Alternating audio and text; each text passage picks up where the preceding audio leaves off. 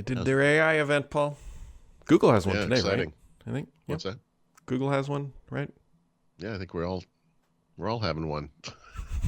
Well, we're all up the creek without a paddle. Doing it. We're all doing it. Can do it live. Yeah, so they had their non-live streamed. Yeah, it was smart of them not to live stream that. Squash the excitement. The problem with this kind of thing is, like, most people, you start a sentence like Microsoft Bing, and then people just disappear. Yeah, and it's.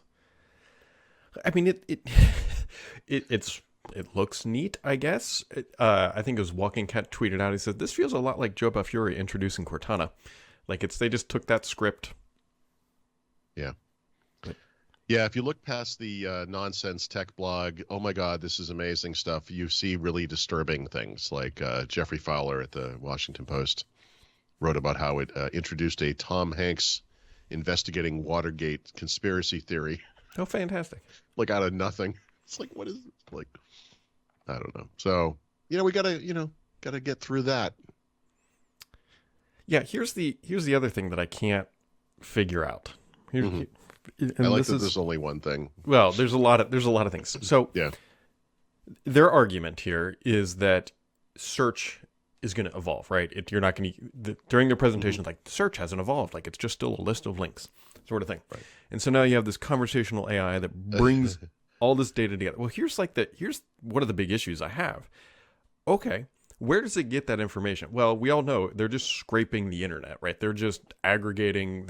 They call them large language models built on text that Paul has written, I've written, everybody's written over the years. Yep.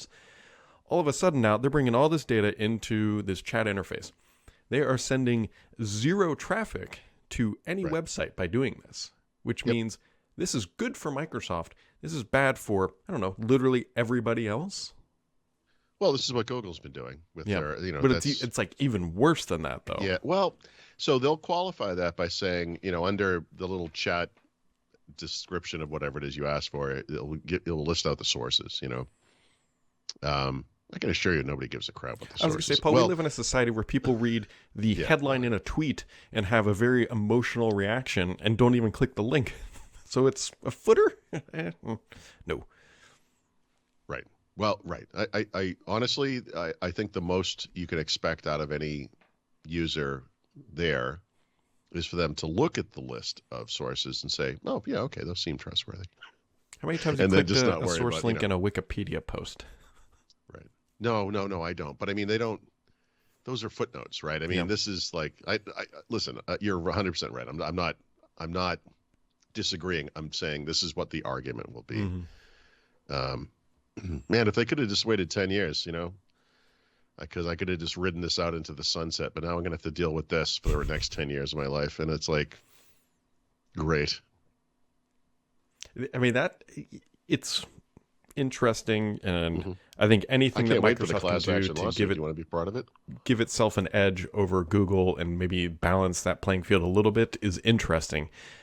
But from a person who, more you specifically now, lives in the world of content generation, it gets real dicey real quick about what's actually going to happen. Yeah. Satya Nadella described this as, Google happening to Alta Vista. He literally said that. Yeah, he did. And, okay. But, this, in the context of technology waves, I think it's fair to say Microsoft lost search, that wave. Google won. There was no other competition.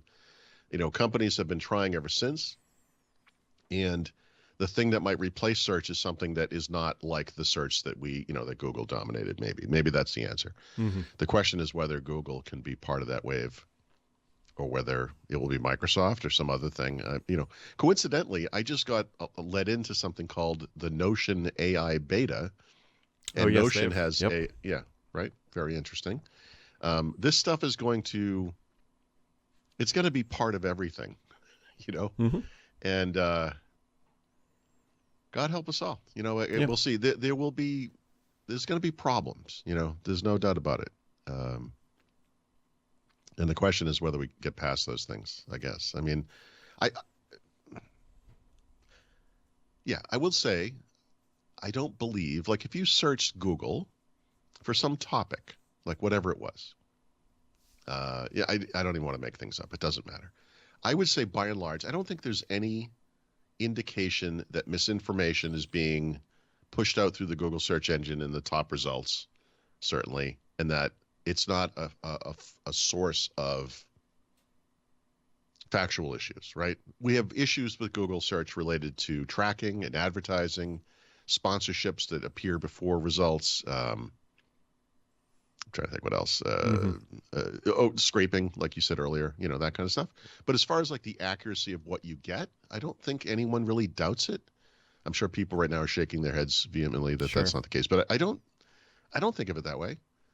And that's not going to be the case with this stuff. And that's actually a huge problem. It's a huge problem in this age of misinformation, but it's also potentially a huge legal problem for Microsoft.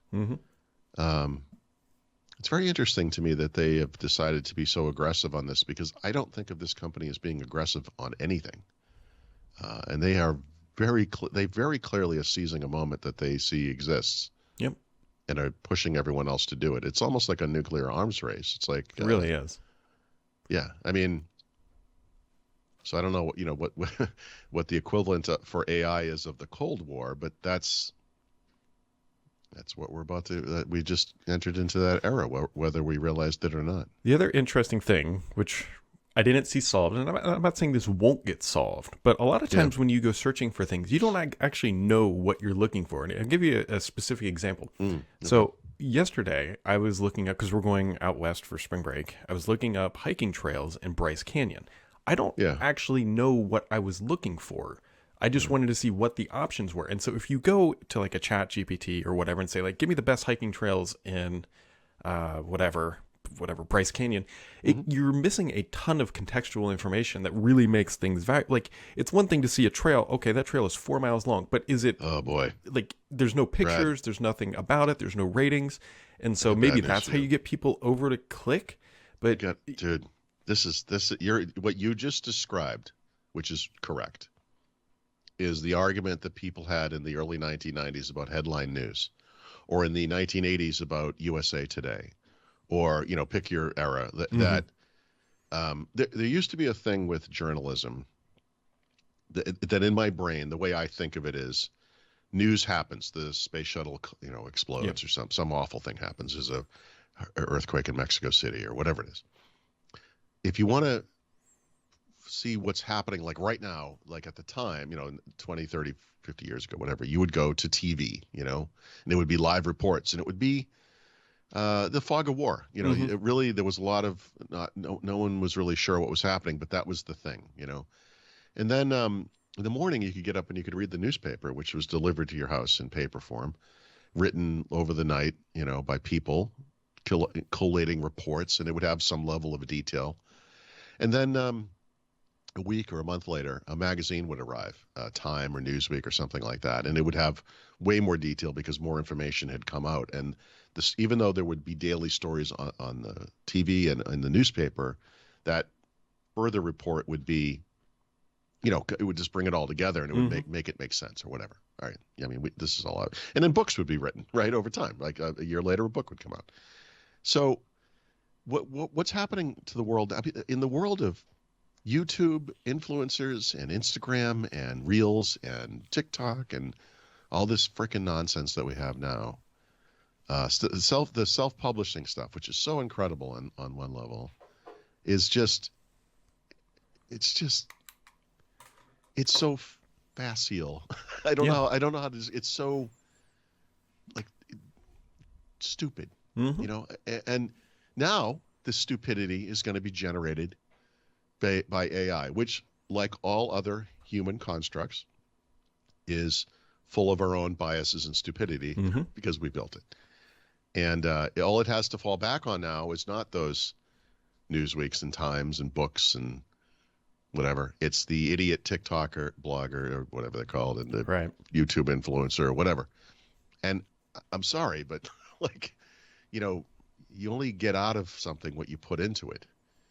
And we should. This is going to be a problem. We're going to introduce a new phrase. Microsoft's going to be like, we've got robots on the ground at whatever location. Like it's... Yeah. Oh, exactly. We've got drones flying around. Here's, it's going to be stuff like that. It's crazy. There's no stopping this, dude. I mean, I was part of a wave of people coming up in the world when blogs were brand new. And for traditional reporters or reviewers or whatever at print magazines, I was something horrible. And, but that was just the tip of an iceberg that has, gone in. And look, some people are credible, of course. There are good sources of information and people who can, in my case, maybe write well or whatever. There are people who make high quality videos today. That doesn't mean they're good, from a content perspective. But there are people who make good content. I mean, of course. And eventually, I'm sure there will be excellent AI created content. But this is going to be bad. Yeah, in some ways. I mean, right? We already live in a world where we can only see the news that we agree with. I mean, what's it going to be like when the search results are only the things we agree with? What I mean? We're already it's kind of going to be tailored to our own little individual stupidities. Mm-hmm. I don't know. AI is not going to solve that one. It might make it worse. It could. It very well could. Yeah. So we'll see. Well, Google's thing is later today called Bard. Which is it today? I thought it was the 8th. Was today the 8th? Yeah. Okay. Sorry. I could be wrong. I don't know. I mean, I could just be AI. Who knows? No, this could all be a construct of your imagination, and this podcast never existed. Right. Cut and replace.